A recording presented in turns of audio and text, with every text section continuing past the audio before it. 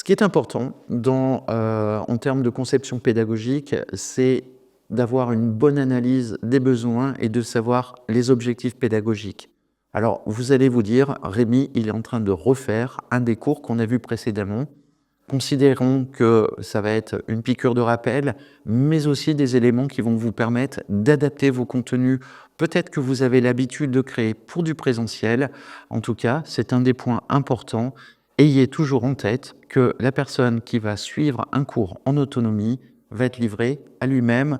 Et même s'il a la chance d'interagir avec, sous forme de chat par exemple, ou des commentaires sur la plateforme NELAP, on se rend bien compte que les réponses à ces commentaires ne sont pas traitées à la seconde. Donc l'intérêt est d'envisager justement cette autonomie et de bien concevoir son contenu. Voilà. La conception d'un parcours e-learning. Là, je vais parler du parcours, commence par une analyse approfondie des besoins des apprenants, des objectifs pédagogiques. Est-ce que le parcours e-learning que je vais faire doit être évalué? Comment il doit être évalué? C'est une phase qui va être essentielle pour garantir l'efficacité de ce que vous proposez, donc en termes de formation en ligne, et de s'aligner avec les attentes des apprenants et des commanditaires, votre organisme de formation. Allez, on va peut-être même aller plus loin. Commanditaire, ça peut être aussi le financeur, les OPCO, les objectifs, est-ce que c'est certifiant, qualifiant, etc. Donc on va avoir besoin d'avoir une vue globale, générale sur le parcours de formation pour pouvoir ensuite mieux définir comment on va aborder les choses. Alors, on va tout d'abord parler des étapes clés d'analyse des besoins. Quel est mon public cible? L'expérience. Souvenez-vous, dans les cours, y a-t-il des prérequis pour le parcours de formation? Est-ce que, je parle d'un parcours, mais on peut éventuellement parler de l'accessibilité à un module ou plus spécifiquement à une séance, donc un cours tel qu'il est présenté sur NELAP. Y a-t-il un prérequis? Donc la plupart du temps, eh bien, c'est ce qui va être un déroulé pédagogique. Vous allez devoir justement concevoir un enchaînement. Quel cours doit suivre après tel cours? Et en général, eh bien, le prérequis, c'est le cours précédent qui a dû être évalué pour pouvoir passer au cours d'après. Identifier le niveau de compétence, évaluer des besoins spécifiques au niveau du public cible. Puis déterminer, par exemple, les objectifs d'apprentissage. Quelles sont les compétences à acquérir? Quels sont les résultats attendus? Alors, si vous êtes en phase de création d'un parcours ou d'un contenu, peu importe, eh bien, je me posais la question, y a-t-il un référentiel? Et du coup, dans le référentiel, quels sont les éléments qui vont me permettre justement de déterminer des objectifs d'apprentissage? Les objectifs peuvent être généraux, mais ensuite, ils peuvent être beaucoup plus précis en fonction des séances et des modules que vous allez proposer dans un parcours de formation. Il va falloir que vous, de votre côté, vous intégriez aussi les contraintes techniques et d'organisation, c'est-à-dire la disponibilité des apprenants. On l'a évoqué la dernière fois au précédent chapitre, le support technique, les modalités d'évaluation. Donc, il faut vraiment envisager de prendre en compte justement dans la globalité tout ce qui va être périphérique en fait à la formation. Définir les modalités pédagogiques adaptées. Est-ce que ça va être du synchrone, de l'asynchrone? Quand est-ce que je vais placer mon asynchrone? Est-ce que c'est pertinent de positionner tel cours? Et du coup, ce qui va vous permettre de déterminer quel type de contenu vous allez proposer en synchrone et en asynchrone. Je vais me poser la question, y a-t-il besoin d'un accompagnement particulier? Est-ce que mon accompagnement pour une personne en autonomie ou pendant ces périodes d'asynchrone va nécessiter un accompagnement spécifique? Quel type d'accompagnement je vais devoir mettre en place? Tout ça est forcément en lien avec les contenus qui vont être mis à disposition. Savoir définir les objectifs pédagogiques, piqûre de rappel à nouveau, un bon objectif, il doit être SMART. spécifiques, mesurables, atteignables, réalisables et temporellement définis. Pensez aussi à vos objectifs pédagogiques, hein, la méthode E3C, etc. Donc, intégrez bien toutes ces dimensions-là lorsque vous allez définir un objectif pédagogique. Savoir structurer un cours en ligne, eh bien, c'est important tout simplement, alors je fais souvent allusion à une histoire qu'on va raconter.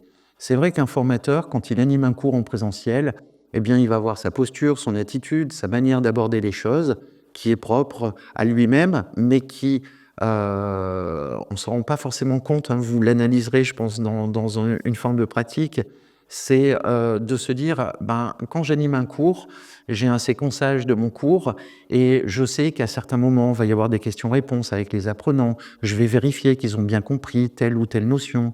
Voilà, ça peut être une évaluation verbale. Voilà, en tout cas, de ce qui a pu être acquis. Là, ici, structurer le cours pour un contenu qui va être suivi en autonomie nécessite une approche un petit peu plus fine, se nourrir en fait de son expérience. Quand on a eu une expérience en présentiel, des questions qui sont en général posées quand on anime un cours, et de pouvoir se projeter en disant, eh bien moi si je ne veux pas que ces questions elles soient posées dans les commentaires, eh bien je vais me nourrir de ça pour aborder justement une pédagogie de manière peut-être un petit peu plus large, donner des informations peut-être plus précises, commenter un petit peu mieux un schéma, une illustration, donc ça c'est important. Donc, il faut savoir organiser un cours en e-learning. Alors, tel que c'est proposé sur la plateforme, vous avez une formation qui va être divisée en un certain nombre de modules, ce que l'on peut appeler une unité principale regroupant plusieurs séances qui sont dans le thème du module. Ensuite, il va y avoir les séances en elles-mêmes qui, elles, vont être découpées en séquences, ce que nous appelons, en tout cas sur NELAP de notre côté, des chapitres. L'idée est de construire justement un cheminement, ne pas chercher à trop donner d'informations dans le contenu global du cours, mais d'être en capacité de pouvoir créer des thématiques dans le cours et de pouvoir se dire, eh bien, dans ce chapitre, dans cette séquence, je vais traiter que ce thème en particulier, ce qui vous permet de mieux raisonner, de mieux classifier vos informations et donc d'aborder de manière séquencée toutes les notions qui doivent être prises en compte dans le thème de la séance, donc du cours qui vous est proposé. Ensuite, qu'est-ce que je vais mettre comme activité à disposition à l'échelle de la formation, mais à l'échelle du module, mais aussi à l'échelle du cours. Donc, il va falloir se poser la question, est-ce que je les mets en situation d'exercice, de s'exercer? Lorsque c'est des exercices qui sont proposés dans un cours, il est parfois intéressant, vous le percevez, c'est de créer des petits exercices qui vont permettre de se mettre en situation de travail pour ancrer une notion et commencer à prendre des habitudes. Ces activités d'exercice, ça peut être des travaux sur la méthodologie, sur l'approche, la réception, la perception de la thématique qui est abordée. Les activités, c'est une évaluation, vous le voyez sur NELAP, systématiquement, vous avez un QCM qui vous est proposé donc à l'issue de chacun des cours, mais ça peut être aussi des études de cas. Les études de cas peuvent être intéressantes ou pertinentes à l'issue d'un cours, la plupart du temps. On va regrouper justement plusieurs cours qui sont dans un module et de dire, et tiens, si je les mettais en situation de cas pratique un petit peu plus élaboré que des exercices d'ancrage, au travers d'un cas pratique qui vont permettre de faciliter l'acquisition des compétences de manière plus pratico-pratique et dans un cadre de mise en situation. Exemple de structuration, je vous laisse en prendre connaissance, par exemple, sur une formation de marketing digital avec un découpage. Je pense que le plus simple pour vous, c'est d'aller voir comment votre formation est proposée sur la plateforme, comment elle va être, j'allais dire, divisée en modules, puis en cours, et ces cours, comment ils vont être séquencés à l'intérieur sous forme de chapitres. Les évaluations, voilà, ça vous permet d'avoir globalement une méthode de structuration. Les formations qu'on propose sur NELAP, On est sur des formations longues, avec des contenus qui sont très riches. En moyenne, il y a une centaine de cours par formation. Il faut le raisonner exactement de la même manière que si vous faites du micro-learning ou si vous travaillez plutôt dans le grain en disant: «Ben, moi, je veux proposer, en présentiel et en e-learning, ben, simplement un module ou alors un cours» et dans ce cas-là, je vais aussi, structurer mon contenu pour qu'il soit justement accessible correctement.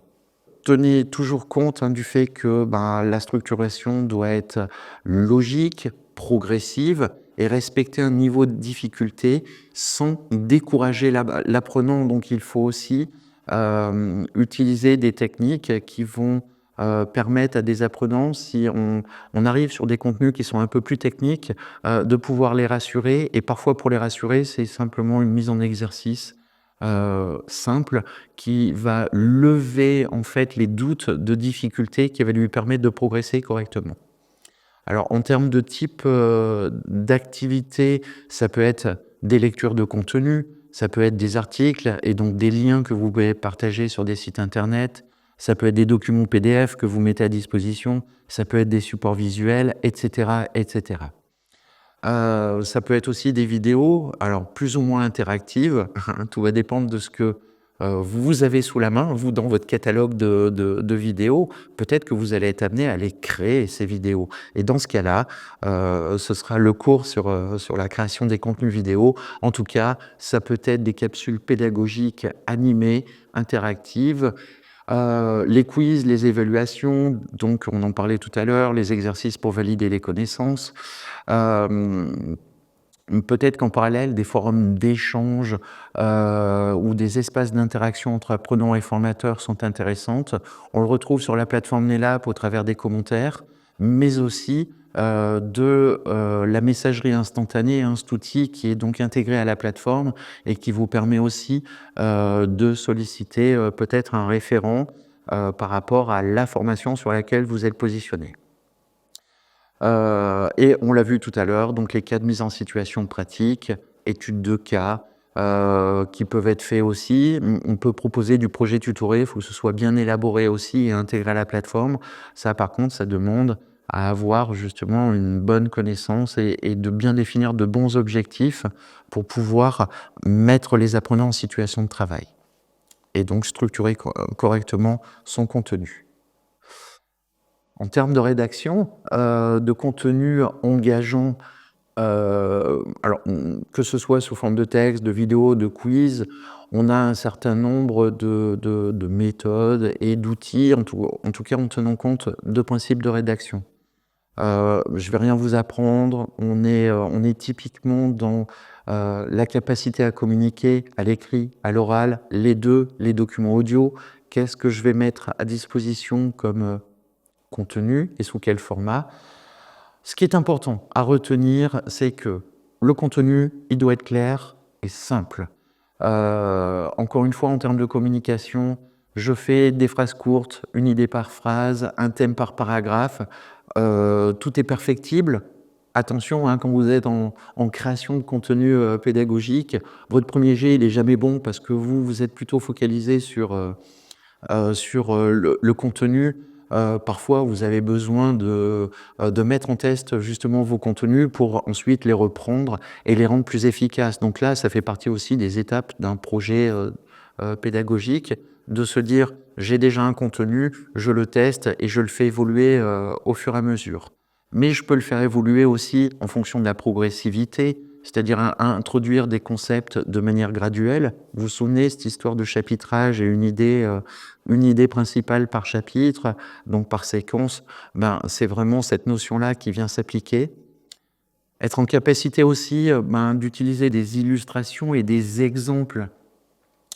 Ben, vous le savez comme moi, hein, on a tous besoin de ça. C'est-à-dire que, à certains moments, quand les notions peuvent être un petit peu, techniques ou peuvent être, trop théoriques, à un moment, il faut pouvoir se faire une représentation, en tout cas dans son cerveau. Si cette représentation n'arrive pas à la faire, et ben, justement favoriser, l'apprentissage, en tout cas les informations, les notions que vous voulez aborder, essayez de les schématiser, sous forme d'illustration, d'exemple. On parlait tout à l'heure de carte mentale. Ça peut être aussi un très bon outil de représentation graphique d'une idée ou de plusieurs idées. En tout cas, ce qui va permettre de faciliter la compréhension de mise en situation et du coup, qui vont s'avérer plus concrètes. Quand cela est possible, et c'est là où je parlais tout à l'heure de faire preuve de créativité, c'est de favoriser l'interaction. Proposer des quiz, enfin sur NetApp, bien évidemment, le QCM, donc la fonction QCM qui est intégrée. En revanche, pour du distanciel, autonomie ou pas, ça peut être intéressant d'utiliser par exemple des plateformes comme Kahoot, Quizzes, qui vont vous permettre, en termes d'interaction et d'engagement, de proposer des QCM avec un scoring. Voilà, ça peut challenger par exemple un groupe d'apprenants. Ça permet aussi de stimuler et d'aider à relever des défis. Donc ça, là aussi, c'est une approche pédagogique qui peut être intéressante. La création de supports engageants, texte, donc structuré comme je le disais tout à l'heure. Les vidéos, essayer de les rendre dynamiques, interactives, éventuellement mettre des sous-titres ou faire sous-titrer si, alors il faut vérifier, mais le sous-titrage automatique par exemple sur YouTube peut être complètement pertinent. Peut-être interpeller vos apprenants en disant que vous pouvez enlever ou désactiver le sous-titrage en fonction de vos besoins. Alors, on vous propose un outil qui s'appelle Canva. Je vais vous parler aussi de Genially, qui est plutôt pas mal. Parce que on dispose de plein de petits outils à l'intérieur pour pouvoir construire des outils et vraiment le scénariser correctement. Des infographies percutantes, jolies à l'œil du Canva. Je parlais de Genially. Je vous parlais tout à l'heure de Kahoot et de Quizzes. On peut aller vers des solutions qui sont beaucoup plus, alors je ne veux pas dire plus professionnelles, tout dépend du niveau que vous voulez mettre au niveau de la conception pédagogique et de l'utilisation de l'outil, mais il y a Articulate, Storyline qui peut vous aider. Attention, il y a des solutions qui sont gratuites, d'autres qui sont gratuites et payantes, d'autres vont être totalement payantes. Donc, ce qui est important aussi, c'est en fonction de ce que vous voulez mettre et proposer en termes de contenu, d'utiliser la bonne techno en fonction de votre budget. L'intégration des principes de la pédagogie active et de l'adaptative learning. On parlait précédemment de l'interaction et en tout cas je parlais de proactivité de l'apprenant et c'est comment on peut imaginer la pédagogie active lors d'un apprentissage. L'e-learning, voilà, ça ne doit pas être une transmission d'informations strictes. À savoir que ce que je veux dire, c'est qu'il ne faut pas forcément à ce que la pédagogie, ou en tout cas l'approche que vous ayez, soit un cours magistral.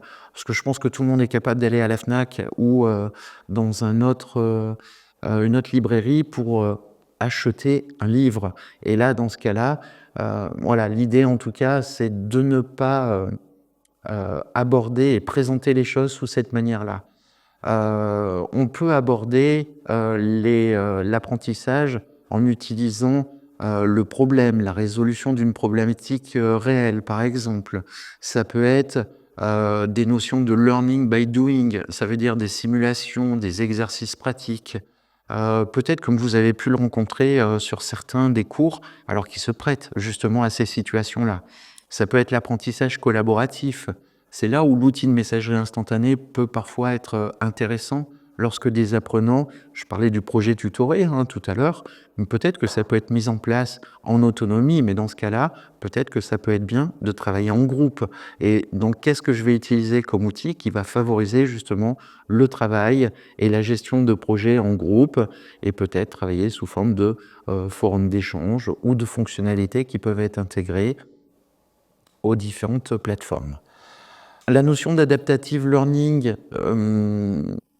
alors je vais un petit peu plus loin en fait, là ça va être ce qui va concerner plutôt une formation personnalisée. L'adaptative learning, en tout cas, va impliquer le fait qu'on utilise des technologies numériques qui vont vous permettre de personnaliser un parcours de formation en fonction d'un niveau et du rythme de l'apprenant.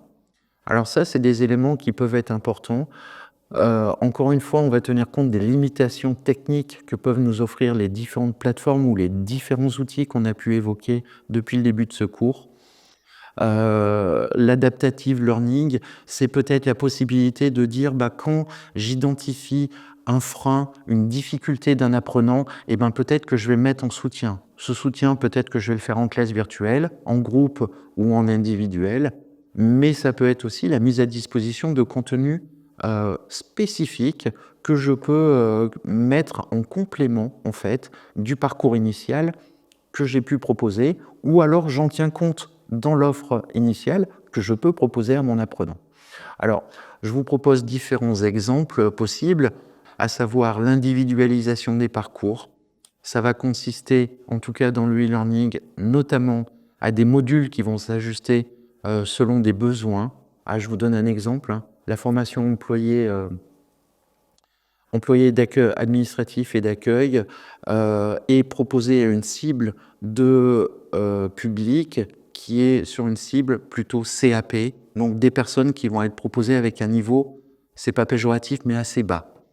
Elles vont être amenées le jour de l'examen, ces personnes-là, à corriger des fautes d'orthographe, mettre en forme un document, et elles vont être évaluées par un jury selon un certain nombre de critères. Pour nous, il nous semblait important de créer un module qui n'était pas dans le référentiel, en tout cas en compétences directes, mais en tout cas, nous avons évalué au travers des premières évaluations justement des difficultés à réaliser ce genre de choses, et donc nous avons mis à disposition et nous avons créé un module qui permet de la remise à niveau en orthographe et reprendre le b.a.-ba en fait, j'allais dire en français grammaire, qui vont leur permettre de mieux travailler les cas pratiques, mais aussi de se mettre en bonne situation d'évaluation le jour de l'examen. Alors ça, c'est important parce que ce sont des contenus que je vais créer, que je vais peut-être proposer en plus en fonction du niveau. Alors ça peut être des suggestions de contenu, des recommandations qui sont basées sur les réponses aux évaluations. Alors vous avez pu voir sur NELAP que, en tout cas, le formateur, si un formateur suit votre activité sur la plateforme, il va voir que vous avez réalisé des QCM, il va voir que votre scoring, donc les résultats de vos QCM ont évolué, vous avez eu une certaine note, vous avez refait le QCM un petit peu plus tard, et donc on voit que la note a augmenté. En termes de suggestions de contenu, vos commentaires sont importants sur la plateforme parce qu'ils nous permettent aussi, nous, d'enclencher une analyse en fait du chapitre, du cours qui est concerné, et de voir si on peut faire évoluer nos contenus. Et puis, tout dernièrement, une fonctionnalité vous permet de donner un avis, donc de mettre une note au cours. On est sur un des critères Calliope, je ne vais pas rentrer dans le détail, mais là, pour le coup, votre évaluation à chaud, sur un contenu est super important parce que ça nous permet de croiser toutes ces informations-là et de revoir en fait comment la pédagogie, le type de contenu, les informations en tout cas qui sont véhiculées dans les cours doivent être mises à jour. Et ce qui fait partie aussi du feedback automatisé, ça peut être aussi des corrections immédiates et puis des pistes d'amélioration, alors telles que je les évoquais, juste au niveau des suggestions de contenu.